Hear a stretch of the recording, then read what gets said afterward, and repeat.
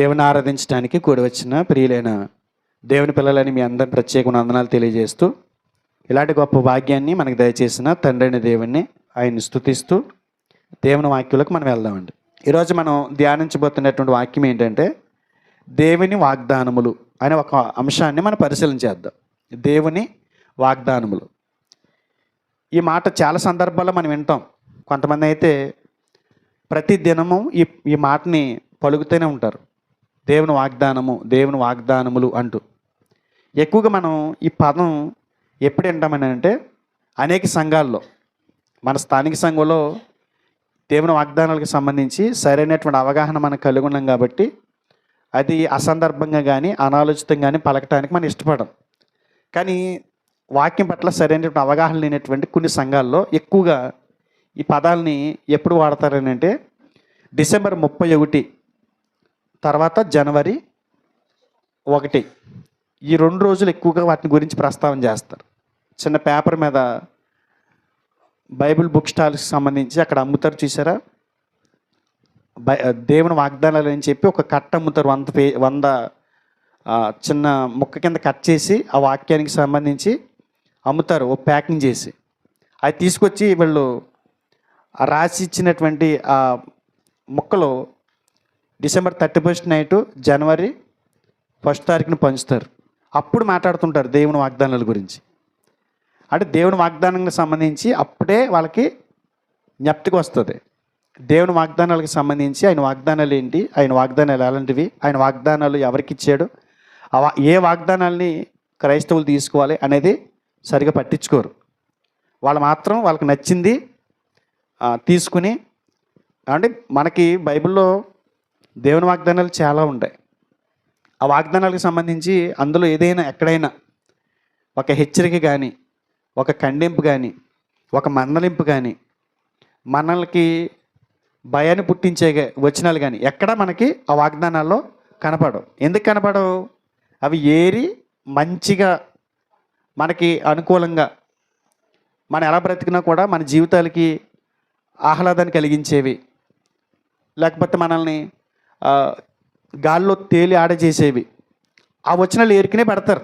అందులో వాగ్దానం అని అంటే మంచి పెట్టాలి, దేవుడు పలికినటువంటి ఆశీర్వాదానికి సంబంధించినటువంటి వచనాలు పెట్టాలి. ఆ ఆశీర్వాదాన్ని పొందుకోవడానికి జీవితాన్ని సరిచేసుకునే హెచ్చరికలు కూడా అందులో పెట్టాలి. కానీ ఇవి పెట్టరు. ఏం పెడతారు? ఏదైతే మనకి ఆహ్లాదాన్ని కలిగిస్తాయో, ఆనందాన్ని కలిగిస్తాయో ఆ మాటలే పెడతారు. అందు గురించి దేవుని వాగ్దానాలు పట్ల వాళ్ళకి సరైనటువంటి అవగాహన లేదు. పైగా వాళ్ళు ఆ వాగ్దానాన్ని బట్టి వాళ్ళు మురిసిపోతుంటారు. కారణం ఏంటంటే అది ఆ సంవత్సరానికి సంబంధించినటువంటి వాగ్దానంగానే తీసుకుంటారు. వాళ్ళు బైబిల్ ఒక వచనం తీసుకుంటారండి, ఈ సంవత్సరం అంతా కూడా ఆ వాగ్దానం కొరకు కనిపెడుతూ ఆ వాగ్దానం నిమిత్తమే వాళ్ళు ప్రార్థన చేస్తుంటారు. ఇంకా బైబిల్లో ఇంక ఏ వాగ్దానం వాళ్ళకి సంబంధం లేనట్టుగా వాళ్ళు ప్రవర్తిస్తుంటారు. బైబిల్లో ఈ విధానం అనుసరిస్తే తప్పు అంటుంది. ఎందుకంటే ఆదికాండం మొదలుకొని ప్రకటన గ్రంథం వరకు కూడా ఎక్కడ సంవత్సరానికి సరిపడే వాగ్దానాన్ని నేను నీకు ఇస్తున్నాను, ఇది 1 సంవత్సరం మాత్రమే పనిచేస్తుంది, తర్వాత ఈ వాగ్దానం ఎక్స్పైర్ అయిపోద్ది, మరొక వాగ్దానాన్ని నేను ఇస్తాను అని దేవుడు ఎక్కడ మాట్లాడలేదండి. దేవుని వాగ్దానం ఆదికాండం నుంచి ప్రకటన గ్రంథం వరకు మనం అనుకున్నట్టుగా లేదు, అది గుర్తుపెట్టుకోవాలి. దేవుడు తన వాగ్దానం చేశారనుకోండి, బాప్తిసం తీసుకున్న రోజు నీకు ఏ వాగ్దానం అయితే నీకు వాగ్దానంగా అనిపించిందో నీవు ఈ లోకాన్ని విడిచిపెట్టేంత వరకు కూడా వాగ్దానం నీ మీద పనిచేస్తుంది. 1 సంవత్సరానికి మాత్రమే అది పరిమితి అవుతుంది అనుకుంటే నువ్వు వాక్యాన్ని సరిగా అర్థం చేసుకోలేనట్టు లెక్క. అలా కాకుండా మరలా కొన్ని వచనాలు తీసుకొచ్చి ఏదో ఒక 2 రోజులు సన్నిధిలో పంచి పెడితే, ఎక్కడ షాపులో కొనుక్కొచ్చి ఒక సేవకుడు పంచిచ్చినటువంటి ఆ కార్డుని నువ్వు తీసుకుని ఇది దేవుడు నాకు ఇచ్చినటువంటి వాగ్దానము అని దాన్ని అంటిపెట్టుకుని నువ్వు ముందుకు వెళ్తే మాత్రం చాలా తీవ్రంగా నష్టపోతావు. అది గుర్తుపెట్టుకోవాలి. అయితే నేను ఖండించడానికి లేకపోతే తప్పు పట్టుకోవడానికి, హేళన చేయడానికి నేను ఈ వర్తమానం తీసుకోవాలి. వాళ్ళ తొంతేంటో ఇంతవరకు చెప్పాను మీకు. దేవుని వాగ్దానాల విషయమే వాళ్ళ మనోభావాలు, లేకపోతే వాళ్ళ ఆలోచన విధానాలు, వాళ్ళు ప్రవర్తిస్తున్నటువంటి తీరు ఎలా ఉందో నేను ఇంతవరకు చెప్పాను. వాగ్దానాలు అంతవరకు వాళ్ళు తీసుకోగలిగారు, అంతవరకు దాన్ని పాటిస్తున్నారు. కానీ బైబిల్లో దేవుని వాగ్దానాలకు సంబంధించి ఎన్నో ఉన్నతమైన సంగతులు దేవుడే రాయించుకున్నారు. చాలా విలువైనటువంటి సంగతులు ఉన్నాయండి. వాటన్నిటి గురించి ఒక్కొక్కటికి దేవుని చిత్తం అయితే మనం పరిశీలన చేద్దాం. మొట్టమొదటిగా దేవుని వాగ్దానాలకు సంబంధించి అవి ఎలాంటివి ఒకసారి యెహోషువ గ్రంథము 23వ అధ్యాయం 14 వచనం ఒకసారి చూద్దాం.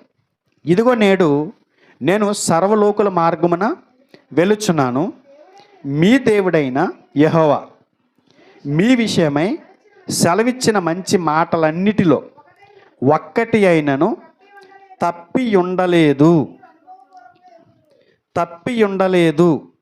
మీరు తప్పి ఉండలేదని మీరు అనుభవపూర్వకంగా ఎరుగుదురు. అవి అన్నీ మీకు కలిగను, వాటిలో ఒక్కటి అయినను తప్పి ఉండలేదు. ఈ వచనాన్ని మనం ఆధారం చేసుకుంటే దేవుని వాగ్దానాలు ఎటువంటివి అని అడిగినప్పుడు ఒక్క మాట అయినా తప్పిపోదంట అయింది. దేవుని వాగ్దానాలు ఎలాంటివట? ఒక్కటైనా, ఆయన వాగ్దానం చేసినటువంటి మాటలు ఒక్క మాట అయినా కూడా ఏమవుదట? తప్పిపోదంట. ఎవరు చెప్పారు ఈ మాట? యెహోషువ ఇజ్రాయేల్ ప్రజలను ఉద్దేశించి ఆయన ఈ లోకాన్ని విడిచిపెట్టి వెళ్తున్నటువంటి ఆ సమయంలో మరల వాళ్ళందరినీ కూడా గ్యాదర్ చేసి దేవుని వాగ్దానాలను గురించినటువంటి విషయాలు వారికి అందిస్తూ చెబుతున్నటువంటి మాట ఇది. ఏమంటున్నాడంటే దేవుని వాగ్దానాలకు సంబంధించి దేవుని వాగ్దానాలు ఎలాంటివట? ఒక్క మాట అయినా తప్పిపోదంట.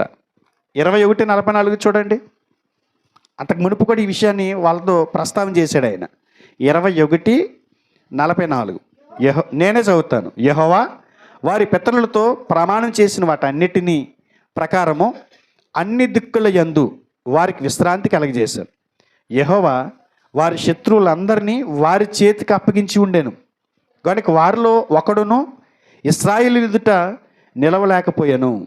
ఇక్కడ మాట్లాడుతున్నారు చూడండి. యెహోవా ఇశ్రాయేలులకు సెలవిచ్చిన మాటలన్నిటిలో ఏదియు తప్పి ఉండలేదు, అంతయు నెరవేరెను. ఏమంటే ఆయన ఇచ్చిన మాట ఏదైనా తప్పిపోయినట్టు కనపడుతుందా? ఒక్క మాట కూడా తప్పిపోలేదంట. ఏదియు ఇజ్రాయేల్ దేవుడు వారికి ఇచ్చినటువంటి మాటలన్నిటిలో ఏది తప్పి ఉండలేదంట, అంతయు నెరవేరినంట. ఇందులో ఏం మనకు అనిపిస్తుంది? ఇశ్రాయేలులకు పితరులు చేసినటువంటి ప్రతి వాగ్దానము నెరవేరిపోయిందని చెప్తున్నాడు యెహోషువ గారు.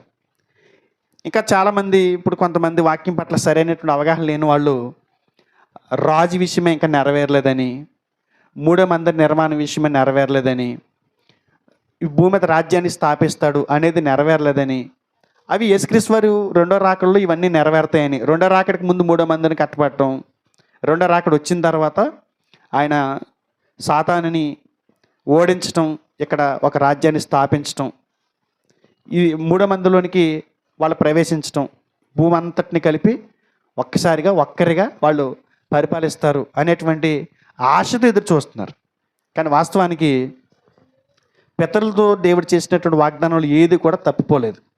రాజ్య విషయమే, తర్వాత భూభాగం విషయమే, తర్వాత మూడు మందిని విషయమే, ఇవన్నీ కూడా దేవుడు నెరవేర్చేశారు. యేసుక్రీస్తు వారు వచ్చినప్పుడు నెరవేరిపోయినాయి. వాళ్ళు అనుకుంటారు భౌతికమైన కళ్ళతో చూస్తే కనబడే విషయాల పట్లే దృష్టి కలిగి ఉన్నారు. కానీ అక్కడ దేవుడు వాగ్దానం చేసేటప్పుడు ఏ వాగ్దానం చేసేటప్పుడు ఆయన చాలా క్లారిటీగా చేస్తాడు. మన అర్థం చేసుకోవడంలో లోపం ఉంటే అది ఆయన మాట తప్పిపోయినట్టు కాదు. మన అర్థం చేసుకునే విషయంలో లోపం ఉంది కాబట్టి ఇంకా నెరవేరలేదు, ఆయన మాట తప్పిపోవడం, ఖచ్చితంగా ఇవి రెండో రాకల్లో జరుగుతాయి అనేటువంటి ప్రస్తావన వాళ్ళు చేస్తున్నారు. కానీ యెహోషువ అంటున్నాడు, యెహోషువ ఇది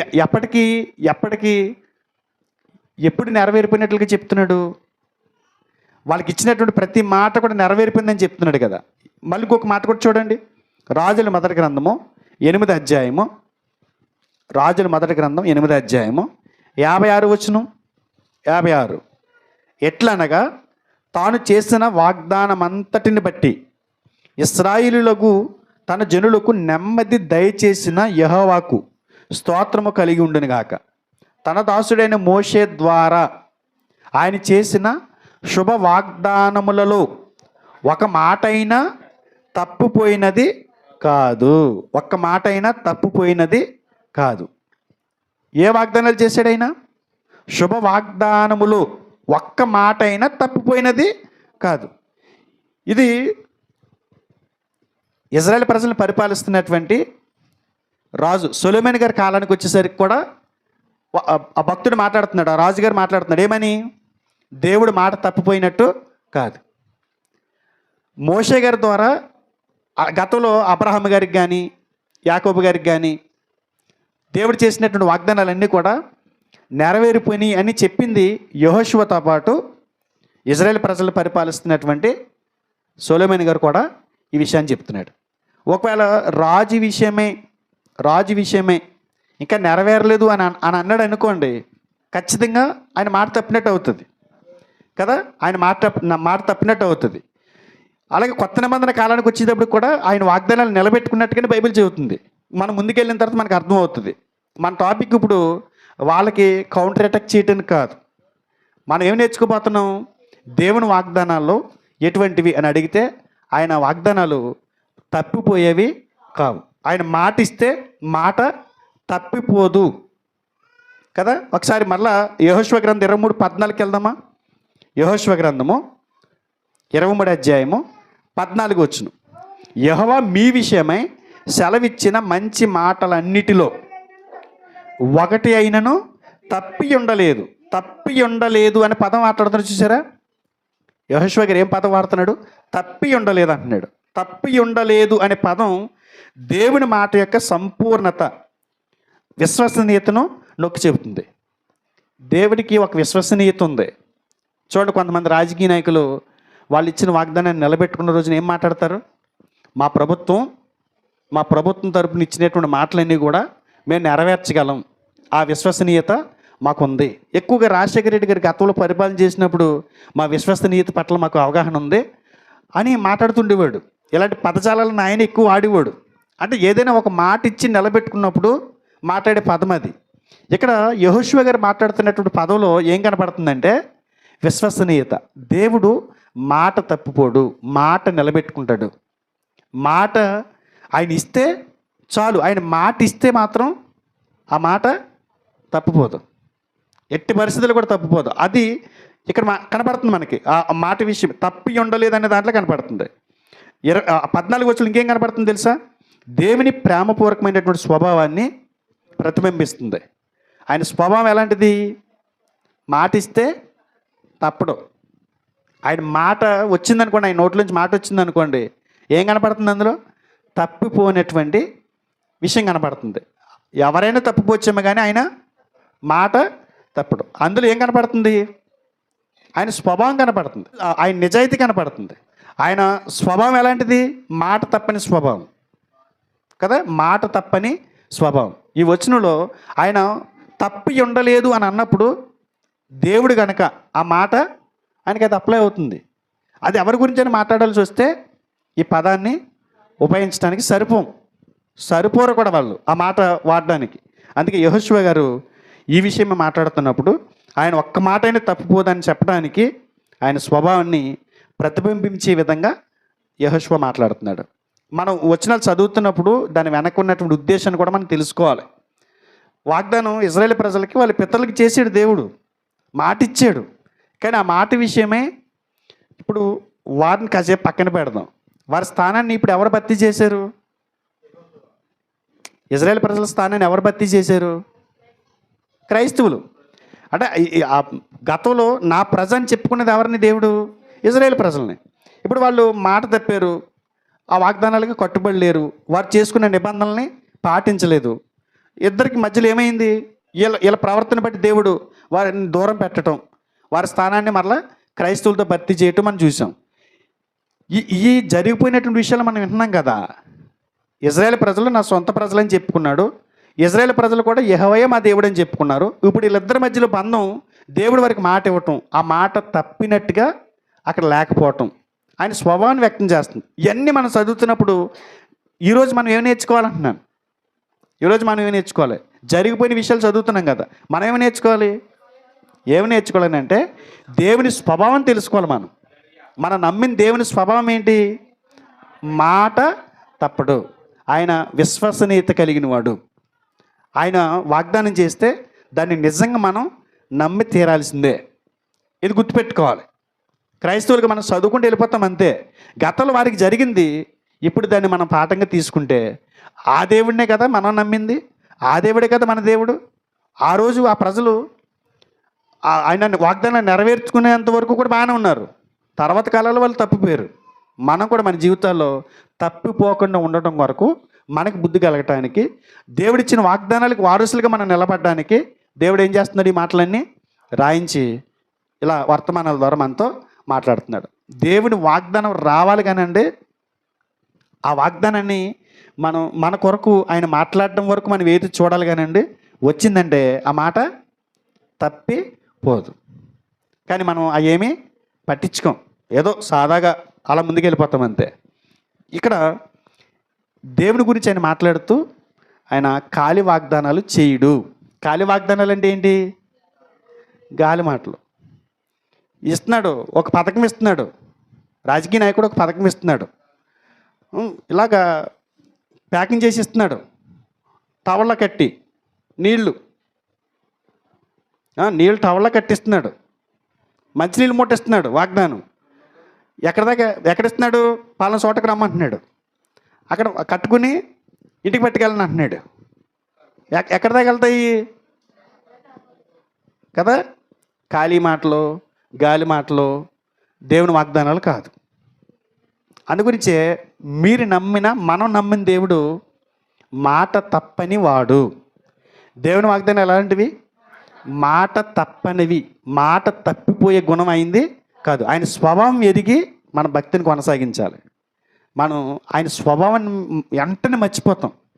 ఎందుకు మర్చిపోతాం? ఆయన స్వభావం మాట తప్పని స్వభావం అని. ఆయన మాట ఇస్తే మాట తప్పిపోడని చదువుతున్నా కూడా మనం వెంటనే మర్చిపోతాం. ఎందుకో చెప్పాలి? కాదు, మనం మాట ఇచ్చి తప్పిపోయాం కాబట్టి. మనం చాలామందికి మాట ఇస్తాం, నేను అంటాం. ఇది కూడా అందులో ఆ కేటగిరీలోకి వేసేసుకుంటాం. ఏది? ఈ వాగ్దానం కూడా అందులో వేసేసి నేను ఎలా మోసం చేశాను ఆయన, మనం చెప్పిన నేను చేస్తామేంటి? రేపు కట్టుకొచ్చేస్తాను. ఇక్కడ నిలబడి అన్నీ చెబుతాం, ఇక్కడ నిలబడి అన్నీ పాడతాం. పాటలు అన్నీ అబద్ధాలే, పాట అంతా అబద్ధమే. రాసినోడు అలా చేయడు, పాడినోడు అలా చేయడు, విన్నవాడు అలా చేయడు. అందుగురించి ఇదంతా మనకి మన పరిసరాలన్నీ కూడా వీటితో నిండిపోయింది కదా. ఇప్పుడు ఇందులో దేవుడి మాట ఏమవుతుంది? అంత కలిసిపోయి దేవుడు కూడా ఎలాంటి వాడు? అందుకు ఇచ్చినవన్నీ చెప్పినవన్నీ చేసేస్తాడు. కానీ మనం బుద్ధి ఉండాలి. కానీ అంటే దేవుని ఏ రకంగా ఆలోచిస్తాం? మన పక్కన కూర్చోబెట్టుకుని మన ముందు స్థానం ఇస్తాం అంతే. మన తర్వాత స్థానం కాదు, కానీ మన ముందు స్థానమే ఇస్తాం. అక్కడ కూర్చోబెడతాం. మాకంటే ముందు ఒక అడుగు నువ్వు ఉన్నావు అంతే. అలా కాదు, దేవుని మాట తప్పి ఉండలేదు. యెహోషువ మాట్లాడుతున్నప్పుడు మనం గుర్తించుకోవాల్సింది ఏంటో తెలుసా? ఆయన మనల్ని ప్రేమించి మనకు ఉత్తమమైన దాన్ని కోరుకుంటాడు కాబట్టి ఆయన నెరవేరుస్తాడు. మనకిచ్చేది ఏదైనా సరే చిన్న చిత్తకంటారు చూసారా, అలాంటివి ఇవ్వడంట. ఆయన ఇచ్చేది ఏదైనా కూడా ఎలా ఉంటుంది? బలంగా ఉంటుంది, దృఢంగా ఉంటుంది. అది భవిష్యత్తులో మనం బ్రతుకున్నంతకాలం అది మనకి ఎంతో ఉత్తేజాన్ని ఇస్తుంది, మనల్ని ఎంత ఆత్మీయంగా బలపరుస్తుంది, క్రీస్తు వారి యొక్క రాకడలో మనల్ని సిద్ధపరుస్తుంది. అలాంటి వాగ్దానాలు ఇస్తాడు ఆయన. అలాంటి వాగ్దానాలు ఇచ్చే దేవుడు మాట తప్పని వాడు. దేవుని వాగ్దానాలు ఎలాంటివి అని అడిగారు అనుకోండి, మీరేం చెప్పాలి? ఆయన వాగ్దానాలు ఇచ్చాడంటే మాట తప్పడు. ఎప్పటివరకు మనం చదివినటువంటి వచనాన్ని బట్టి మనకి దేవుడు నేర్పుతున్నటువంటి పాఠం ఇది. దేవుడు ఆయన వాగ్దానం చేస్తే మాట తప్పడు. దేవుని వాగ్దానం ఎలాంటివి అని అడిగినప్పుడు మీరు మనసులో దీన్నే స్మరించండి, ఆయన మాట తప్పి ఉండలేదు. మరొక విషయంలోకి వెళ్దాం. హెబ్రీయులకు రాసిన పత్రిక 6వ అధ్యాయం 13 నుండి 19 వరకు చదువుతాను చూడండి. హెబ్రీయులకు రాసిన పత్రిక 6వ అధ్యాయము 13 నుండి. దేవుడు అబ్రహామునకు వాగ్దానం చేసినప్పుడు తనకంటే ఏ గొప్పవాని తోడు అని ప్రమాణం చేయలేకపోయాను గనుక తన తోడు అని ప్రమాణం చేసి నిశ్చయముగా నేను నిన్ను ఆశీర్వదింతును, నిశ్చయముగా నిన్ను విస్తరింపజేతును అని చెప్పాను. చూడండి 13, 14 ఏం కనపడుతుంది? దేవుడు అబ్రహాం గారికి వాగ్దానం చేసినప్పుడు అంట ఎవరి మీద ఒట్టేసుకున్నాడట? ఆయన మీద ఆయన ఎందుకు వేసుకోవాలి? కదా. ఆయన్ని మించి ఎవరైనది ఒకటి మంచి పాయింట్. ఎవరైనా మనం వాగ్దానం చేసినప్పుడు మన మనకు కొన్ని విషయాలు చెప్తాం. నీకు అది పట్టుకొస్తాను, లేకపోతే నేను ఇది నీకు ఇస్తాను, నమ్ము అని అన్నప్పుడు అవతల నమ్ముతారు. ఇంట్లో భార్య భర్తల సంభాషణ చూడండి. నీకు వచ్చే సంవత్సరం జనవరిలో ఉప్పాడు చీర కొంటాను అని చెప్పాడు. ఇలా చూస్తుంది, నేను చచ్చిపోయినట్టు అంటాడు. అంటే అప్పటికి ఆవిడకి ఏం కలిగిద్ది అంటే ఉప్పాడు చీర ఖచ్చితంగా ఇస్తాడు. ఎందుకనంటే ఆయన చచ్చిపోడుగా, ఇవ్వలేదంటే చస్తాడు అంతే కదా. అప్పుడు నమ్మకపడుద్దా? నువ్వు చచ్చిపోయినట్టు అన్నాడు అనుకోండి, నమ్ముతారా మీరు? ఎందుకు నమ్మరు? అవసరమైతే ఇంకో దాన్ని చేసుకుంటే రెడీ అయిపోతాడు ఆ ఉప్పాడు చీర కొనమన్నందుకు.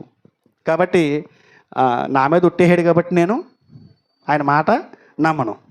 పిల్లల మీద ఉట్టు, పిల్లల పోతే నీకేంటి? పిల్లల పోతే నీకేమైనా ప్రేమ? పిల్లల మీద వేస్తావు, నా మీద ఉట్టేస్తావు. ఎందుకంటే నువ్వు మాట నిలబెట్టుకో కాబట్టి. నువ్వు మాట నిలబెట్టుకోవాలంటే నువ్వు చచ్చినట్టు నువ్వు ఎట్టుగా అన్నావు అనుకోండి, అప్పుడు ఏమవుతుంది? అయిపోయి నేను చచ్చిపోతానేమో, నిజంగా నా ప్రమాణం నిజమైతే ముందుగా చచ్చిపోయింది నేనే భయపడి ఏం చేస్తాడు? ఖచ్చితంగా కొనిస్తాడు. భూమి మీద అబ్రహాము గారికి దేవుడు వాగ్దానం చేసినప్పుడు వాళ్ళ మీద ఒట్టు వీళ్ళ మీద ఒట్టు అంటానికి లేదంట. ఎందుకంటే ఎవరి మీద ఒట్టెట్టినా వాళ్ళు నమ్మరు. ఎవరి మీద ఒట్టెట్టుకున్నాడు ఆయన? నా తోడు, నేను చచ్చిపోయినట్టు. అసలు దాని అర్థం ఏంటి? నేను చచ్చిపోయినట్టు అంటే అర్థం ఏంటి? ఎలాంటి అనుమానం లేకుండా ఒక దృఢమైనటువంటి వాగ్దానం. దేవుని వాగ్దానం ఎలాంటిదో తెలుసా? ఆయన ప్రమాణం చేసి దాన్ని దృఢపరుస్తాడు, చెప్తాడు. మనమైతే చెప్తాం, చెప్పింది చేస్తామన్న దానికి ప్రమాణాలు ఉండవు. అర్థమైందా మీకు? మళ్ళీ ఎవరమో కూడా ఇది వరకైనా పాతకాలంలో ఒక 10 ఏళ్ళ క్రితం ఒట్లు ఎక్కువ వేసేవారు. ఇప్పుడు ఒట్టు అనే పదం కూడా వినపడతలేదు. అరే ఒట్టు తీసి గట్టు మీద, అసలు ఒట్టు అనే పదమే డిక్షనరీలో లేదు. ఎందుకని? ఆడు మోసమే ఈడు మోసమే. ఆడంటున్నాడు వీడితోటి, నేను ఇచ్చేస్తాను ఒట్టు అంటున్నాడు. ఈడు అంటున్నాడు ఒట్టు నువ్వేం ఇవ్వలే. అంటే ఇది అలవాటు అయిపోయి ఎలా ఉంది పరిస్థితి? రొటీన్ అయిపోయింది కాబట్టి ఒట్టు కూడా మర్చిపోయాం మనం. ఇదివరకు చిన్నప్పుడు స్కూల్లో చదువుకునేటప్పుడు ఒట్టురా నీ పెన్సిల్ ఇచ్చేస్తాను రా అని. ఒట్టు ప్రతి దానికి ముందు వచ్చేది, కానీ ఇప్పుడు ఒట్టు తీసి గట్టు మీద పెట్టారు. ఒట్టు మన జీవితాల్లో లేదుక. ఎందుకంటే మనం నెరవేర్చిన వాళ్ళని ఒట్లు ఇట్టుకుంటాం ఎందుకు? ప్రమాణాలు చేయటం ఎందుకు? వాగ్దానాలు చేయటం ఎందుకు అని ఒక కోవకు వచ్చేసారు ప్రజలందరూ కూడా. కానీ దేవుడు మాట ఇచ్చాడు అనుకోండి, వాగ్దానం చేశాడు అనుకోండి, ప్రమాణం చేశాడు అనుకోండి, ప్రమాణం చేసి ఏం చేస్తాడని తెలుసా? దాన్ని దృఢపరుస్తాడంట. దృఢపరచడం అంటే ఇచ్చిన మాట ఎలా నెరవేరుతుందో చెప్పేటువంటి ఒక భరోసా. అబ్రహాము గారికి ప్రమాణం చేశాడు కదా. ప్రమాణం చేసినప్పుడు అబ్రహాము గారు అలా తెంగర చూపులు చూస్తున్నాడు మనకు మెలిగా. చూసినప్పుడు దేవుడు అన్నాడు, నా మీద ఒట్టు. ఇచ్చిన మాటకి నమ్మకం పుట్టించడానికి ఎవరి మీద ఎట్టుకున్నాడు ఆయన? నా మీద ఒట్టు అన్నాడు. అంటే ఏం చెప్తున్నాడు ఆయన? ఒకవేళ నాకు మరణం అంటూ ఉంటే నా మాట నెరవేరదు అంతే. దేవుడు చనిపోతాడండి? ఆయనకి ప్రారంభం ఉందా? ఆయనకి ముగింపు ఉందా? నిత్యుడు, మరణానికి అతీతుడు. మరణం ఆయన స్వాధీనం చేసుకోదు. అలాంటి సృష్టికర్త అయిన దేవుడు మాట ఇచ్చి ఏం చేస్తున్నాడో తెలుసా? దాన్ని దృఢపరుస్తున్నాడు. నిజంగా దేవుడి మాటలు అలాగ ఉంటాయండి. దేవుడి మాట కంగారు పడక, ఆయన నోటంటే మాట వస్తే చాలు అంటాం కొంతమంది దగ్గర. ఎందుకని? రాజశేఖర్ గారు గొడవ పెట్టేసేవాడు అండి. రాజశేఖర రెడ్డి గారు అసెంబ్లీలో ఉన్నప్పుడు, అప్పుడు ఆర్థిక మంత్రి ఎవరు? రాజశేఖర రెడ్డి ముఖ్యమంత్రి కింద ఉన్నప్పుడు రాజశేఖర్ గారు కదా. ఇలా కంగారుగా ఉండేవాడు అంటే ఏం మాట ఇచ్చేస్తాడని. ఎందుకంటే అప్పు చేసేనే సరే ఇచ్చేయాలని కూడా అంట. అంటే మీరు వాగ్దానాలు చేస్తున్నారు, నేను చచ్చిపోతున్నాను, వీటిని కవర్ చేయలేక ఈ బడ్జెట్లోనే గొడవ పెట్టేవాడంట. అందుకొచ్చి మాట ఇచ్చేదాకా చూస్తారు. మాట ఇచ్చాడంటే అసలు ఒక తృణమాత్రుడైన మనిషే తన రాజకీయ జీవితంలో మాట ఇస్తే తప్పకూడదు అన్నట్టుగా ఏం చేశాడు? దృఢపరిచాడు. ఆయన మాట ఇస్తే జరిగిపోద్ది అన్నట్టు. మరి సృష్టికర్త అయిన దేవుడు దృఢపరచడా? అదే చెప్తున్నాడు. ఎవరి మీద ఒట్టేసాడు ఆయన? ఎవరి మీద ఒట్టేసాడు? నా పిల్లలని మీ అందరి మీద ఒట్టి నేను మీకు ఇచ్చేస్తాను అన్నాడా? నా తోడు. ఒకవేళ నా ప్రమాణం నెరవేర్చకపోతే నేను సజీవుడను కాను. జీవం కలిగిన దేవుణ్ణి కాను. అబ్రహాం గారు చేసి ప్రమాణం చేసి వాగ్దానాన్ని, ఆ ప్రమాణాన్ని దృఢపరిచారు. దేవుని వాగ్దానాలు ఎలాంటివి అని అడిగారు అనుకోండి ఎవరైనా, వీరేం చెబుతారు? వరే నీకు మెలుగా మాట ఇచ్చి తప్పేవాడు కాదు, మాట ఇచ్చి దాన్ని ఏం చేస్తాడు? దృఢపరుస్తాడు కదా. చదువుతారు కిందకి 6వ అధ్యాయము 15వ వచనం. ఆ మాట నమ్మి అతడు ఓర్పుతో సహించి ఆ వాగ్దాన ఫలము పొందెను. మనుషులు తమ కంటే గొప్పవాని తోడు అని ప్రమాణం చేతురు. వారి ప్రతి వివాదములోను వివాదాంశమును పరిష్కారము చేయనది ప్రమాణమే. అంటే అప్పు తీసుకున్నాడండి ఒక అతను, అప్పు తిరిగి ఇవ్వట్లేదు. ఇక పెద్ద మనుషులు పెట్టేసి గొడవ చేసి అడవుడు చేసి ఇస్తావు ఇవ్వని అడిగితే నేను చచ్చిపోయినట్టుగా ఇచ్చేస్తాను 16వ తారీఖున అన్నాడు అనుకోండి. అక్కడ అతను వదిలేస్తారు కదా బాకీ ఇవ్వాల్సినాడు. ఎందుకు వదిలేసాడు? ప్రమాణం. ఎందుకంటే అక్కడ వివాదాన్ని పరిష్కరించింది ప్రమాణమే, మనిషిని నిలబెట్టింది ప్రమాణమే. ఈ భూమి మీద మనుషులు ఒట్టుతో ప్రతిదాన్ని కడతారు.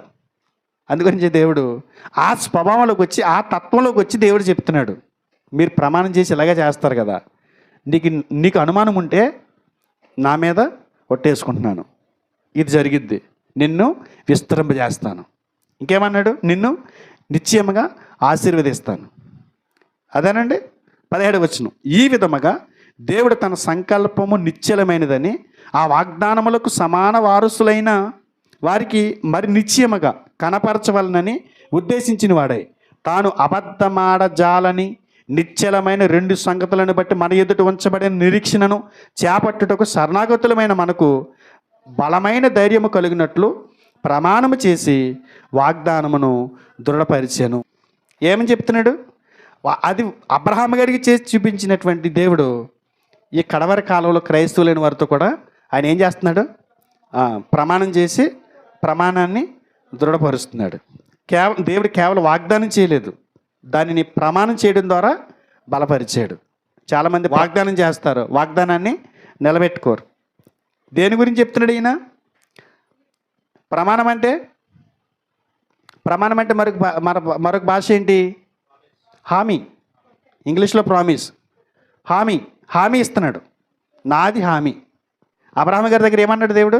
నాది హామీ అన్నాడు. ఇప్పుడు వాళ్ళ క్రైస్తవులతో కూడా ఏమంటున్నాడు? నాది హామీ, నాది పూచి. ఈ రోగం తగ్గట్లేదా? నాది పూచి. నువ్వు ఆర్థికంగా ఇబ్బందులు పడుతున్నావా? నాది పూచి.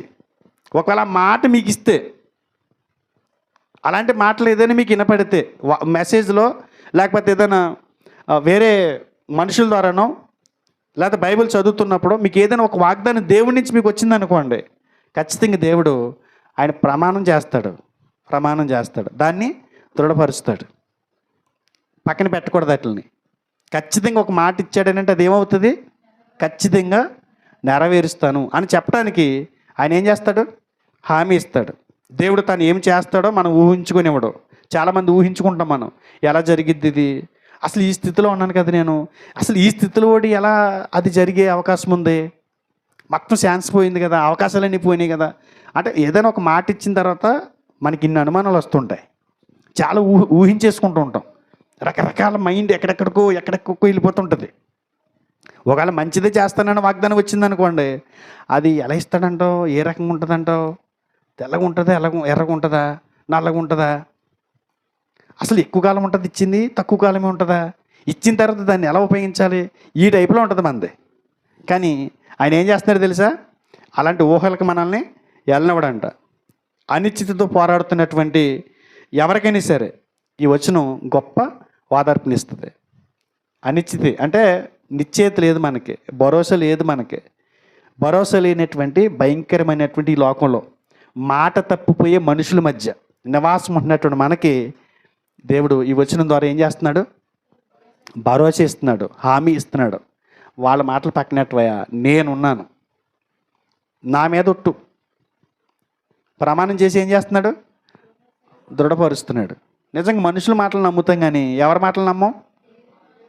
దేవుని మాట నమ్మం. దేవుడు నిన్ను స్వస్థపరుస్తాను, నిన్ను లేవనెత్తుతాను, నీకు సంపూర్ణమైన ఆరోగ్యం ఇస్తాను, మునుపొట్టి వలె లేడి వలె నువ్వు పరిగెడతావని చెప్తే వాక్యంతో ఇన్నంతసేపు ఉద్రేకం వచ్చేస్తుంది. మెట్లు దిగి వెళ్ళిపోయిన తర్వాత పాస్టర్ గారు అలా చెప్తారు బలపరుతానికి మళ్ళా నీరసం లేకపోయినా కూడా మనం ఏమైపోతాం, తేగిడైపోతాం. తోటకూర కాడ నీళ్ళు తగిలినప్పుడు ఇలా వాలిపోతుంది చూసారు, అలా వాలిపోతాం. మళ్ళీ ఇంటికి వెళ్ళి మళ్ళీ సోమవారం నుంచి శనివారం వరకు ఇలా వాడిపోయి ఉంటుంది, మళ్ళీ ఆదివారం అలా ఎత్తుంటుంది. అదే డాక్టర్ గారు చెప్పాడు అనుకోండి, ఏమని నాతి పూసి నీకేం కాదన్నాడు అనుకోండి, ఇలా లేచిపోతారు. ఆయన ఏం చేయలేదు, ఆయన చేతులు ఏమీ లేదు, కానీ ఆ మాట చెప్తే ధైర్యం వస్తుంది. అది మన దగ్గర ఉన్నటువంటి బలహీనత. దేవుడు ఏం చెప్తున్నాడో తెలుసా? అస్థిరంగా ఉన్నటువంటి లోకంలో అస్థిరులైనటువంటి మనుషుల మధ్య మీరు అస్థిరులు కావద్దు, మీరు స్థిరంగా ఉండండి. ఎందుకంటే మాట ఇచ్చినోడు మనిషి కాదు, మాట ఇచ్చినోడు జీవలేనుడు కాదు, మాట ఇచ్చినోడు మాట తప్పేవాడు కాదు. నీకు డౌట్ వస్తుందని చెప్పి నా మీద నేను ఒట్టేసుకున్నానని చెప్తున్నాడు దేవుడు. ఆయన వాగ్దానాలు ఎలాంటివి? ప్రమాణం చేసి దృఢపరిచేవి, దృఢపరుస్తాయి. ఆయన దృఢమైన వాడు, ఆయన వాగ్దానాలు మారు. ఈ ప్రపంచంలో పూర్తిగా మాట తప్పే మనుషుల మధ్య దేవుడు ఒక భిన్నమైన వాడిగా కనపడుతున్నాడు. ఎందుకంటే అందరూ మాట తప్పుతున్నారు, ఈయన ఒక్కడే మాట తప్పట్ల. ఆ మాట తప్పే మనుషుల మధ్య మాట తప్పని దేవుడి మీద మనం ఏం చేయాలి? నమ్మకం పెట్టుకోవాలి. మాట తప్పని మనుషుల మధ్య దేవుడు కూడా మాట తప్పేవాడు అనుకుంటే మాత్రం ఆయన వాగ్దానాలు మనం పొందుకుని ఆశీర్వదించబడి ముందుకి వెళ్ళలేము. అర్థమవుతుంది అనుకుంటున్నాను. మీకు అర్థమైపోతుందా? అర్థమైపోయిందని అంటే అర్థమవుతుంది, వదిలేస్తున్నాం కదా. ఆయన వాగ్దానాలు ఖచ్చితంగా మీరు మనసుని పెట్టండి. ఆయన వాగ్దానాలు దృఢమైనవి, ఇక అసలు అవి తిరిగి లేనివిక. ఆయన వాగ్దానాలు ఎలాంటివి అని అడిగారు అనుకుంటే ఏ చెప్పండి అంతే. మీ జీవితంలో ఇక దాన్ని అనుభవించలేదు అనుకుంటున్నాను నేను. పాత నిబంధనలు భక్తులు అనుభవించారు, అది మనకు కూడా అప్లై అవుతుందని దేవుడు చెప్తున్నాడు. దాన్ని మనం పొందుకొని ముందుకు సాగిపోవాలని దేవుడు కోరుకుంటున్నాడు. అందుకే వాళ్ళకి జరిగింది, వాళ్ళకి ఎలా జరిగిందో వాళ్ళకి ప్రమాణం చేసినప్పుడు దేవుడు ఏం చేశాడో ఆ విషయాలన్నీ కూడా ఇక్కడ దేవుడు రాయించాడు. మాట ఇచ్చి ఎలా దృఢపరిచాడో చెప్పాడు. ఇవాళ దేవుడు మీకు మాట ఇస్తున్నాడా? మాట ఇచ్చాడా? క్రైస్తవులుగా ఏమిచ్చాడని అడిగితే మళ్ళీ కన్ఫ్యూజ్ అవుతారు, ఎందుకంటే అది ఇంకా నేను చెప్పలేదు కాబట్టి. మీకు అర్థమైనంత వరకు కొన్ని వాగ్దానాలు మీకు తెలిసి ఉంటాయి. ఆ వాగ్దానాల గురించి లాస్ట్ని ఆలోచన చేద్దాం. క్రైస్తవులుగా మనకిచ్చిన వాగ్దానాలు ఉన్నాయి, అలాగే ఇజ్రాయేల్ ప్రజలకు ఇచ్చిన వాగ్దానాలు ఉన్నాయి, ప్రియులైనటువంటి ఆయన పిల్లలకి ఇచ్చినటువంటి వాగ్దానాలు ఉన్నాయి, ప్రత్యేకమైనటువంటి ప్రజగా ఎంపిక చేసుకున్నటువంటి కొంతమంది భక్తుల విషయంలో ఆయన వాగ్దానాలు ఉన్నాయి. అన్నీ మనం తీసేసుకోకూడదు, అన్నీ మనం తీసేసుకోకూడదు. కార్డు వచ్చిందంట, నీవు బహుప్రియుడవు అని వచ్చిందంట. 31st నైట్ ఒక అతను తీసుకుంటే నిజంగా 31st నైటే కనపడుతున్నాడంట చర్చిలో, మళ్ళీ రావట్లేదంట. రోజు తిడుతుందంట, తాగొచ్చి పడుకుంటున్నావు నువ్వు, తాగొచ్చి దుళ్ళుతున్నావు, ఆరోగ్యంపాడు ఏంటిది, అసలు దేవుడు క్షమింతాడా, నిన్ను మన్నింతాడని చెప్పి రోజు ఏదో రోజు కౌంటర్ వేసుకుంటూనే ఉంటుందంట. చూసావా ఇలా చూపించాడంట, నువ్వు తిడుతున్నావు, దేవుడికి నేనేంటి బహుప్రియుడు అన్నాడంట. అలాగే అర్థమవుతాయి వాగ్దానాలు. తీసుకునే విధానం తెలియకపోతే, చెప్పి విధానం తెలియకపోతే, అర్థం చేసుకునే మనసు లేకపోతే దేవుని వాగ్దానాలు ఇలా కూడా అప్లై చేసుకుని బతికేసే వాళ్ళు ఉన్నారు. అందుకన్నా ఎవరికి ఏ వాగ్దానం ఇవ్వబడిందో ఆ బహుప్రియుడు అన్నది ఎవరితో చెప్పారో వీళ్ళకి అర్థమైతే కదా. అక్కడ రాసిచ్చాడు, అది పట్టుకెళ్ళి ఈ సంవత్సరం నీకు కార్డు తీసానయ్యా అని ఇచ్చావు. చూసావా, నువ్వే మూర్ఖురాలివి, నువ్వే మంచిదానివి కాదు, దేవుడికి నా మీద ఎంత ప్రేమ ఉందో చూసావా, నువ్వు బహుప్రియుడు అని ఇచ్చాడు నాకు అంటాడు. లేరా అలాంటి వాళ్ళు? ఎవరికి ఇచ్చిన వాగ్దానాలు తలగడ కింద పెట్టుకుని ప్రార్థనలు చేసే రకాలు ఇవి. నేను ఎక్కడ ఇచ్చానరా నీకు, నువ్వు బహుప్రియుడు ఏంట్రా, నాకు బాధ నొప్పు పుట్టించే మనిషి ప్రియుడు నువ్వు నాకు అంటాడు దేవుడు. నిన్ను బట్టి నాకు సిగ్గేస్తుంది అన్నట్టు బతుకుతున్నాడు క్రైస్తవుడు వాళ్ళ. కానీ వీడు మాత్రం కార్డులేసి తిరుగుతున్నాడు. ఆయన మనసుని గాయపరిచేవాడు కూడా ఏమంటున్నాడు, నేను ఆయనకి ప్రియుడిని అంటున్నాడు. అంటే బాధ పెట్టే వాళ్ళని ఎవరైనా ప్రియుడు అంటారా? అంటారు కదా.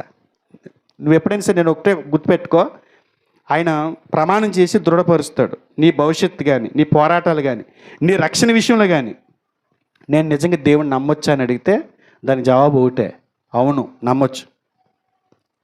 నువ్వు ఏదైనా సరే ఎవరి మీద పెట్టాలి? దేవుని మీద పెట్టేస్తుంది. ఆయన ఖచ్చితంగా అవన్నీ కూడా సాల్వ్ చేస్తాడు. కానీ మనం వాటిని పక్కన పెట్టి ఆలోచన చేస్తాం.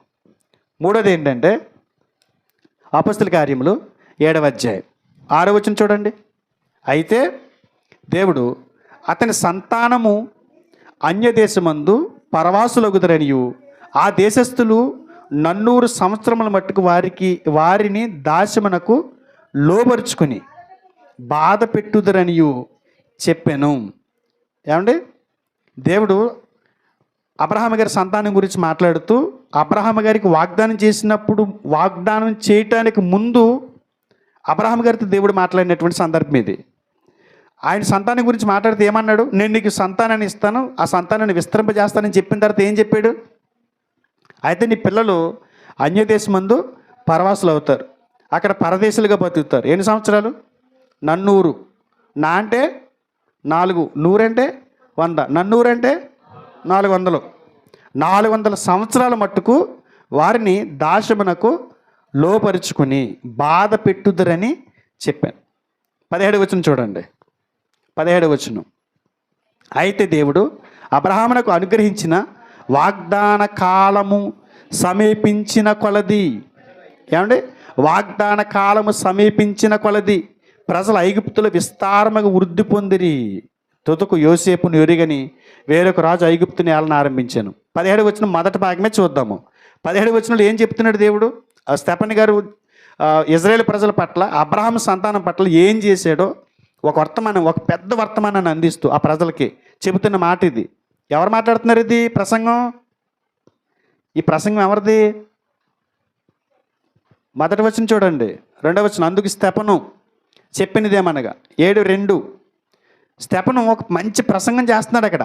ఆ ప్రసంగంలో ఏం చెప్తున్నాడు? అబ్రహాము సంతానానికి దేవుడు వాగ్దానాలు చేసి ఏం మాట్లాడాడో చెప్తున్నాడు. ఆ వాగ్దాన కాలము సమీపించిన కొలది. ఏమంటే దేవుడు వాగ్దానం చేసిన తర్వాత ఎంత టైం పట్టింది? ఏమండి, 400 సంవత్సరాల వాగ్దానంలో తీసేశాడు. 400 సంవత్సరాల వరకు ఏం రాదు. 400 సంవత్సరాలు అయిన తర్వాత అనేది మొదలెట్టాడు ఆయన. 400 సంవత్సరాలు వాళ్ళు దాసులుగానే ఉండాలి అక్కడ. 400 సంవత్సరాలు దాటిన తర్వాత ఏమవుతారు? ఏదైతే వాగ్దానం చేశాడో దేవుడు, దానికి వాళ్ళు పొందుకునే అవకాశం ఉంది. 400 సంవత్సరాలు అయిన తర్వాత చెప్తున్నాడు ఆయన. 17వ వచనం మళ్ళీ చూద్దాం చూడండి. దేవుడు అబ్రహామునకు అనుగ్రహించిన వాగ్దాన కాలము సమీపించిన కొలది, వాగ్దాన కాలము సమీపించిన కొలది ప్రజలు ఐగుప్తులో విస్తారముగా వృద్ధి పొందిరి. విస్తారముగా అభివృద్ధి పొందిరి. 400 సంవత్సరాలు ఆలస్యం అయిపోయింది కదా.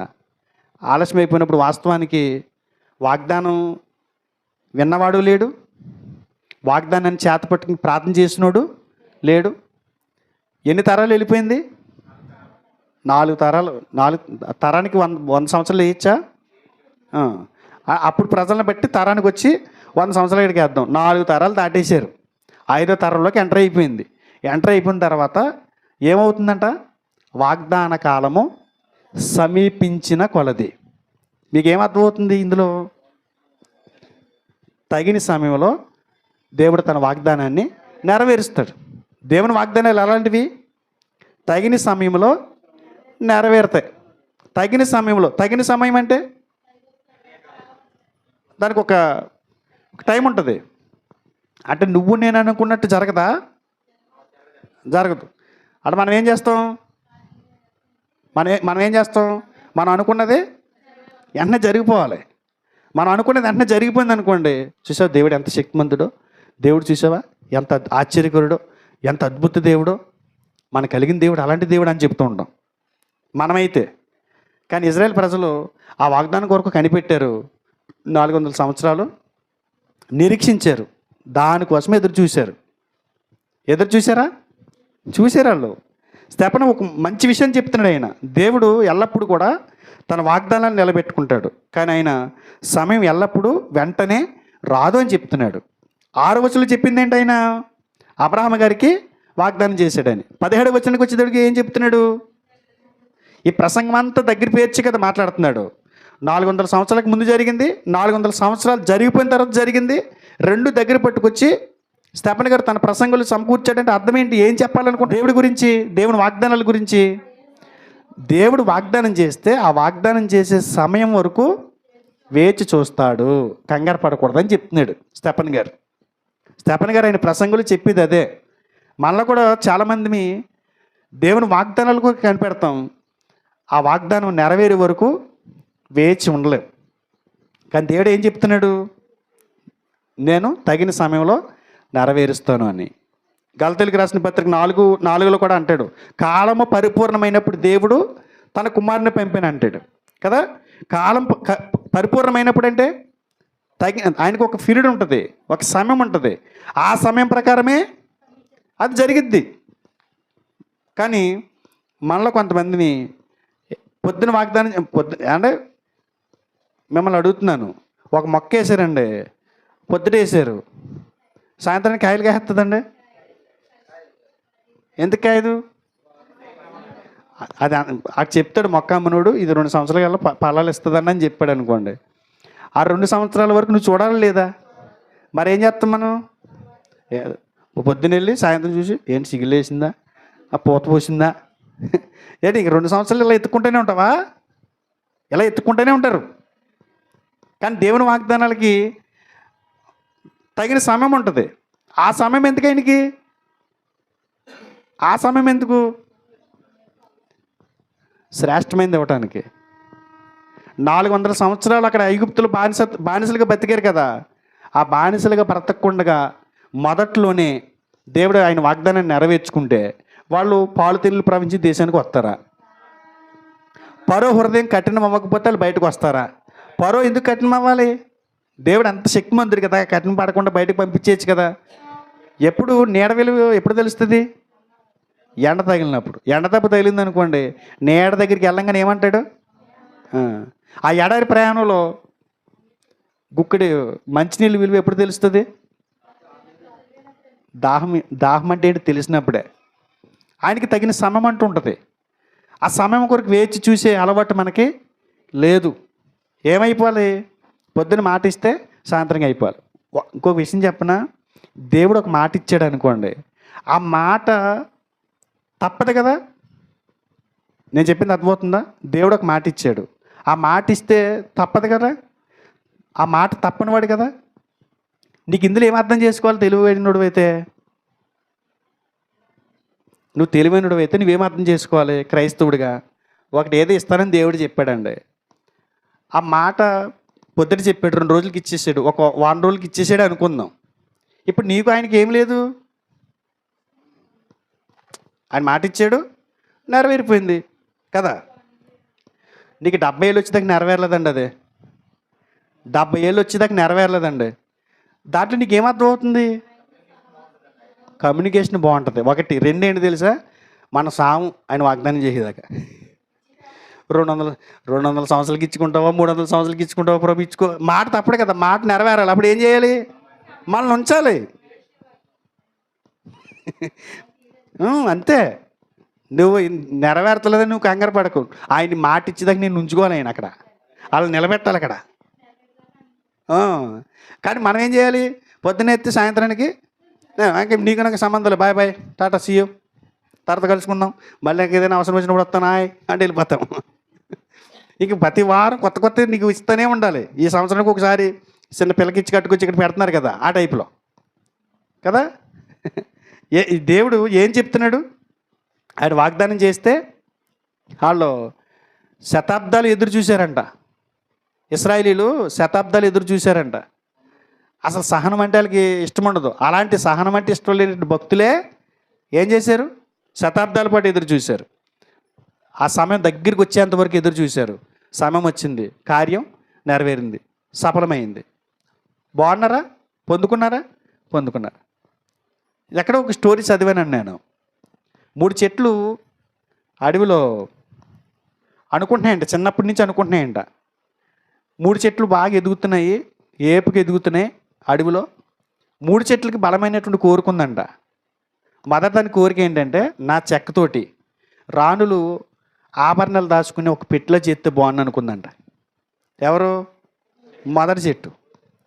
మరో చెట్టు అనుకుందంట, రాజుల్ని ఈ సముద్రంలో అక్కడి నుంచి ఇక్కడికి, ఇక్కడి నుంచి అక్కడికి తయారు చేసే వాడ కింద చేస్తే బాగున్నాను అనుకుందంట. రాజులు నాలో ఉంటారని, నేను రాజులు మోసే గొప్పదాన్ని అవుతానని, రాణులు ధరించే ఆభరణాలు మోసే ఒక పెట్టిన అవుతానని మొదటి చెట్టు అనుకుంటే. రెండో చెట్టు ఇలా అనుకుందంట. మూడో చెట్టు, ప్రపంచంలో నా పేరు మారుమరుగుపోవాలి, ఎక్కడికి వెళ్ళినా సరే నా పేరు ఎత్తాలి. అలా అవ్వాలంటే నేను బాగా నిటారుగా ఎదిగిపోవాలి, చెట్లు అన్నిటికంటే పెద్ద చెట్టుని అయిపోవాలని కోరుకుంటుందంట. ఈ మూడు చెట్లు ఇదే కోరికతో ఉన్నాయంట. ఒక రోజున ఎదిగిని, బలంగా ఎదిగిని, ఏపికి ఎదిగిని వచ్చారు, మూడు చెట్లని నరికేసి పక్కన పడేశారంట. ఏడుస్తున్నాయంట. మన కోరికలు ఏంటి, ఇక్కడ జరిగింది ఏంటి, మన పరిస్థితి ఏంటి అని ఏడుస్తున్నాయంట. మొదటి దాని కోరిక ఏంటి? రాణులు ఆభరణాలు పెట్టుకుని పెట్టి అయిపోవాలనుకుంది. రెండో దాని కోరిక ఏంటి? రాజుల్ని రాళ్ళని ఒక చోటకి సముద్రంలో అటు ఇటు తిప్పే మోసే వాడిని అయిపోవాలనుకుంది. మూడో చెట్టు అత్యంత ఎత్తుగా ఎదిగిపోవాలనుకుంది. తర్వాత ఒక 20 సంవత్సరాలకు 30 సంవత్సరాలకు మొదటి చెట్టు ఒక రైతు పట్టుకెళ్ళి గేదెలకి ఆహారం పెడతారు కదా, ఆ తొట్టి కింద చేశారు దాన్ని.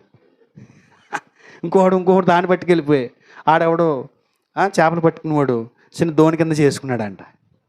ఇంకోటి ఆవిడ పట్టుకెళ్ళిపోయి ఆ దొంగ అలా పట్టుకెళ్ళి ఏం చేయకుండా వాళ్ళ మూల పాడేసి ఉంచాడంట. మూడు చెట్లు ఏడుతున్నాయంట అలా చూసుకుని. నేనేమో రాణులు బంగారం దాచే తొట్టినవుదాం అనుకుంటే ఈడేంటి దానా వేసే పెట్టిలా చేశాడని.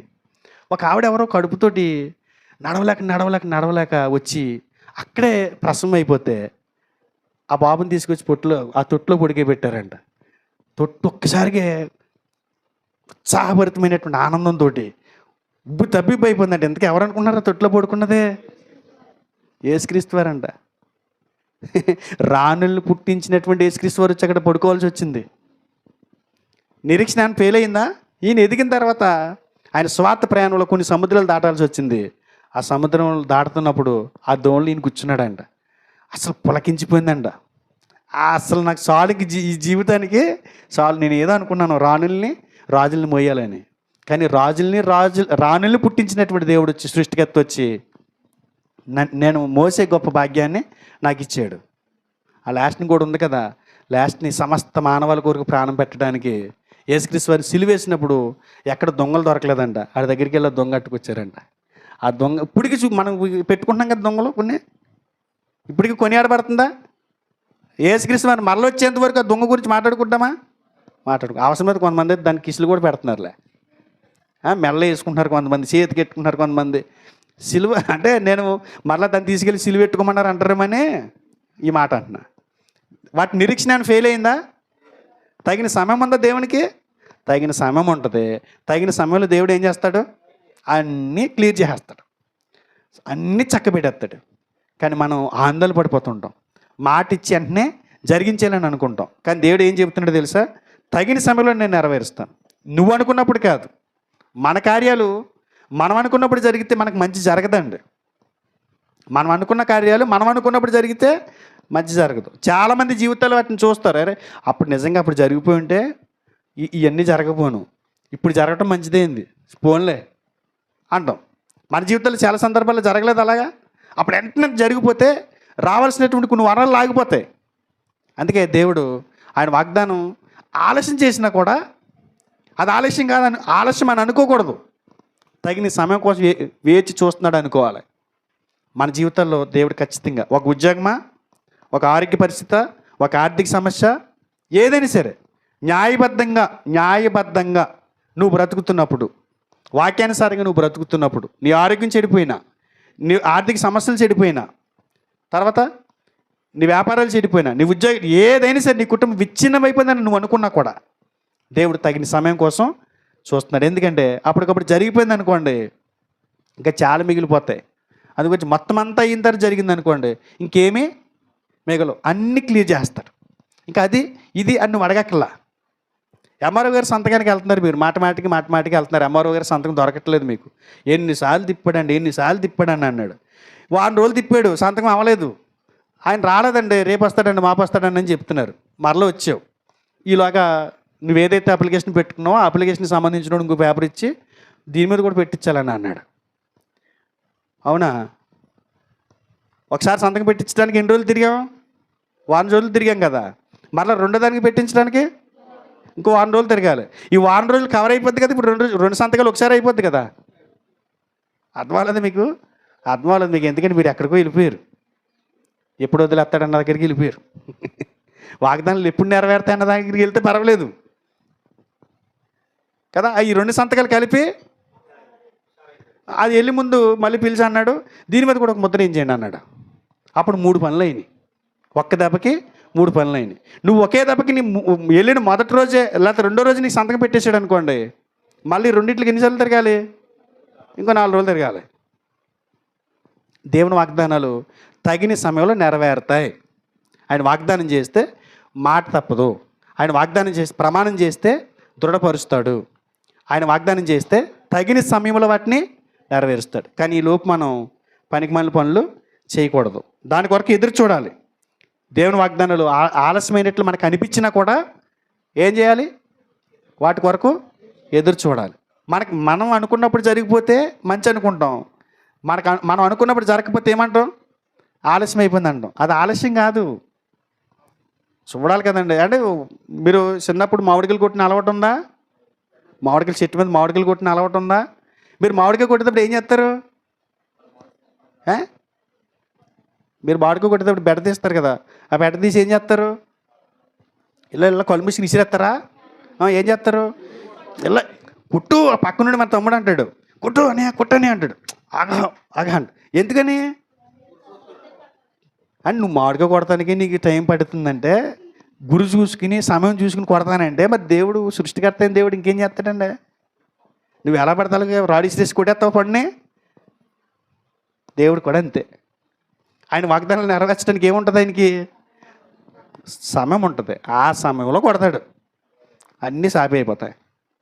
ఏదైనా సరే, నీ కష్టం ఏదైనా సరే, ఆ కష్టాన్ని చూసి నువ్వు భయపడుతున్నావు కదా, ఆ కష్టాన్ని కొట్టడానికి కొంత సమయం ఆయనకి దాన్ని ముదిరినంత కొట్టాడు అనుకోండి, క్లోజ్. నీ బాధ ఏదైనా సరే అది దాన్ని ముదిరి దాకా ఉన్నాయి, దాన్ని కొడతాడు. టైం ఉంటుంది ఆయనకి. కానీ నీకు ఏమైపోవాలి? వెంటనే అయిపోవాలి. వెంటనే అయిపోయి ఇంకో సమస్య వచ్చి నెత్తి మీద కూర్చొని మళ్ళీ వెళ్ళి బతిమాలికల్లో ఉండాలి మనకి. అలా కాదు. అన్నీ గుత్తగా రానివ్వండి, గుత్తగా వచ్చిన తర్వాత కట్ చేస్తాడు. అది ఆయన వాగ్దానాలు ఆలస్యం అవటానికి గల వెనక ఉన్నటువంటి కారణాలు ఇవే అంటున్నాను నేను. బైబిల్ అదే చెప్తుంది. స్టెఫెన్ గారు చెప్పాడు, మాట ఇచ్చాడు, కానీ మాట ఇచ్చింది నెరవేర్చుకోవడానికి కొద్ది సమయం తీసుకున్నాడు. ఎందుకు ఆ సమయం తీసుకున్నాడు అని అంటే, వాళ్ళని క్షేమ స్థితిలో ఉంచడానికి. దేవుని వాగ్దానాలు ఎలాంటివి? ఒకటి మాట తప్పుపదైంది. 2 ప్రమాణం చేసి దృఢపరుస్తాడు. 3 తగిన సమయంలో నెరవేరుస్తాడు. 4 ఏంటంటే రోమాపత్రిక 15 అధ్యాయము 8వ వచనం చూడండి. నేను చెప్పినదేమనగా, పితరులకు చేయబడిన వాగ్దానముల విషయంలో దేవుడు సత్యవంతుడని స్థాపించుటకును. చూడండి, నేను చెప్పినదేమనగా పౌలు గారు చెప్తున్నాడు, పితరులకు చేయబడిన వాగ్దానముల విషయంలో, పితరులకు ఏదైతే వాగ్దానం చేశాడో ఆ విషయంలో దేవుడు సత్యవంతుడని స్థాపించడానికి, అన్యజనులకు ఆయన కనికరమును గూర్చి దేవుని మహిమపరచుటకును క్రీస్తు సున్నతి గలవారికి పరిచారకుడు ఆయను. దేవుడు ఆయన వాగ్దానాల విషయంలో సత్యవంతుడని నిరూపించడానికి ఎవరిని పంపించాడట? యేసుక్రీస్తు వారిని పంపించాడంట. క్రీస్తు వచ్చేంత వరకు ఆయన వాగ్దానాలు అనుమానంగా ఉండొచ్చు. కానీ క్రీస్తు వచ్చిన తర్వాత ఏమైంది? ఆయన వాగ్దానాలు నిరూపితమయ్యాయి. యేసుక్రీస్తు వారు రాకపోతే ఆయన వాగ్దానాలు ఏమయ్యేవి? ఫెయిల్ అయిపోయినట్టుగా ఉండేవి. యేసుక్రీస్తు వారు ఎప్పుడైతే వచ్చాడో ఆ వాగ్దానాలన్నీ ఏమైనాయి? నిరూపించబడ్డాయి. దేవుని వాగ్దానాలు ఎలాంటివి? నిరూపించబడేవి. ఆయన మాట ఎలాంటిది? ఒక్కటి కూడా లేదు. ఇన్ని చెప్పాడు. కొత్త వ్యక్తి విశ్వాస సంఘంలోకి వచ్చాడు. ఒక ఆయన అక్కడ సాక్ష్యం చెప్తుంటే పులకించిపోయాడు. అన్నాడు లాస్ట్ని, మా చర్చిలో ఒక్కడు కూడా లేడండి అలాంటివాడే. ఇలాంటి వాళ్ళు ఉన్నారని మీ సంఘంలోనే. ఎంత పులకించిపోయింది తెలుసాను నేను. ఆయన సాక్ష్యమని లేచిపోయి వెళ్ళి అలా హగ్ చేసుకోవాలనిపించిందండి అన్నాడు. అన్నాను, ఆయన మాటలు చూసి అంత గొప్పగా మాట్లాడాడు. ఓరు బాబు, ప్రతి వారం చెప్తున్నాడు అలాగా అన్న. 5 ఏళ్ళ నుంచి జరుగుతుంది ఇది అన్నాను. చెయ్యడా వచ్చి ఈ వారం నన్ను వాక్యం తాకింది. వచ్చే వారం నుంచి 9:30కి వచ్చేస్తానని చెప్పాడు. అది పులకించిపోయాడు.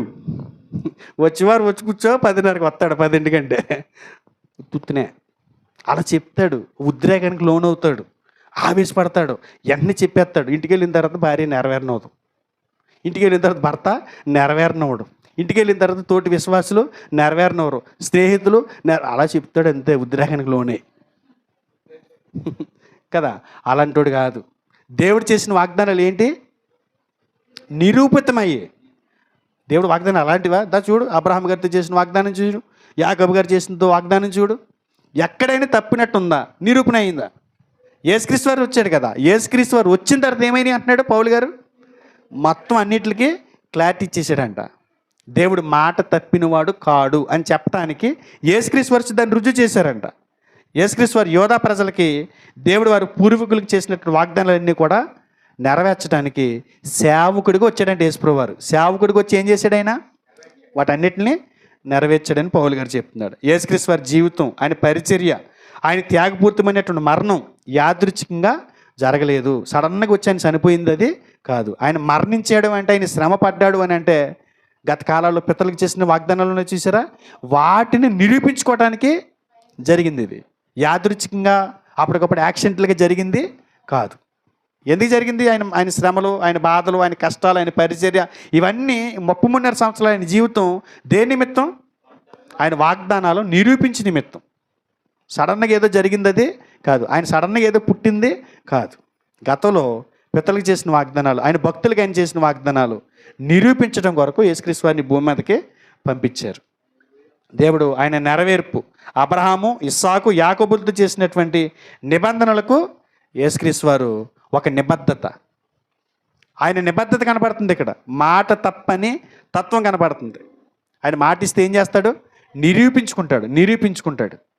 నిరూపించుకునే మంచి తత్వం అయింది. ఆయనకి నిబద్ధత ఉంది. ఆయన మాట తప్పని దేవుడు. మనం ఎవరిని కలిగి ఉన్నాం? మాట తప్పని దేవుని కలిగి ఉన్నాం. ఒక నిబద్ధత కలిగిన దేవుణ్ణి మనం కలిగి ఉన్నాం. ఆయన చాలామంది భక్తుల విషయాల్లో చేసిన వాగ్దానాలు నెరవేర్చుకుని నిరూపించుకున్నాడు. నీ జీవితంలో కూడా ఏం చేస్తాడు? నిరూపణ కదా. కన్యక గర్భవతి అయి కుమారునికి అంది. అలాగే నీకు బిడ్డనివ్వడా? ఇచ్చాడు అనుకోండి, బిడ్డనిచ్చాడానికి ఎలాంటి బిడ్డనివ్వాలో ఆయనకి తెలుసు. ఎలాంటి బిడ్డని మీరు పొందుకోవాలో ఆయనకి తెలుసు. ఆలస్యం అవుతుందని మనం కంగారు పడకూడదు. ఆయన నిరూపించుకునే సమయం కొరకు మనం చూడాల్సి ఉంటుంది. దేవుడు అదే చెప్తున్నాడు. దేవుడు ఈ మాట ద్వారా ఏం నేర్పిస్తున్నాడని అంటే, ఆయన వాగ్దానాలు యేసుక్రీస్తు వారు ధృవీకరించాడని. యేసుక్రీస్తు వారి నామములో సమస్తము నెరవేరుతుంది.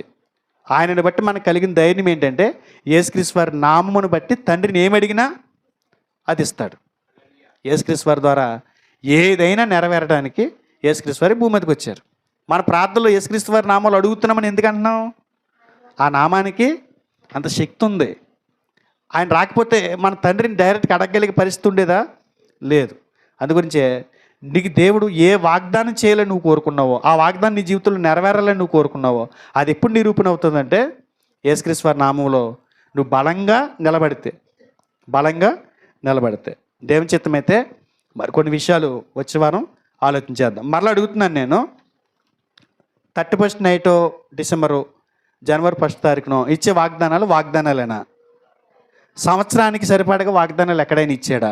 ఏమి లేవు. అవన్నీ పట్టుకుని వెళ్ళామనుకోండి, మరి ఈ మాటలను ఏమవుతాయి? ఇప్పుడు నిరర్థకం అయిపోతాయి కదా. బైబిల్ ఏం స్టేట్మెంట్ ఇచ్చింది దేవుని వాగ్దానాల గురించి? ఒక సంవత్సరానికి సరిపడగా వాగ్దానాలు ఇచ్చినట్టుగా ఎక్కడ ఉందా? లేదు. దేవుని వాగ్దానాలు ఎలాంటివంటే మాట తప్పనివి, ప్రమాణం చేసి దృఢపరుచుకునేవి. దేవుని వాగ్దానాలు ఆలస్యమయ్యేవి కావు. దేవుని వాగ్దానము నిరూపించబడినటువంటి వాగ్దానాలు చేస్తాడు ఆయన. నిరూపణ లేనటువంటి, అర్థం పర్థం లేనటువంటి వాగ్దానాలు అయినా చేయడు. మనసుని పెట్టిన మాటలన్నీ కూడా ఖచ్చితంగా దేవుడు మీ జీవితాల్లో ఆయన వాగ్దానాలు నెరవేరటం కొరకు మీరు కనిపెట్టండి. అది ఏ వాగ్దానమైనా సరే నెరవేరుతుంది. అది ఏ వాగ్దానమైనా సరే నీకు మంచి ప్రమాణం ఉంది, ఆయనే దాన్ని దృఢపరిచాడు. అది ఏ వాగ్దానమైనా సరే అది నిరూపితం అవుతుంది. దేవుని పిల్లలుగా మాట ఇచ్చిన వాడు తప్పని వాడైనటువంటి దేవుణ్ణి కలిగి మనం ముందుకు వెళ్తున్నాం. కాబట్టి ఈ మాటలు మీరు ఆలోచించాలని కోరుకుంటూ, ఆ మాటలపై నిలబడడానికి, ఆ మాటలు మీ హృదయంలో ఫలింపు చేసుకోవడానికి పరిశుద్ధాత్ముడుకు మీకు అట్టి కృప అనుగ్రహించాలని కోరుకుంటూ ఈ మాటలు ముగిస్తున్నాను. చిన్న ప్రార్థన చేసుకుని మనం తర్వాత కార్యక్రమాల్లోకి వెళ్దాం.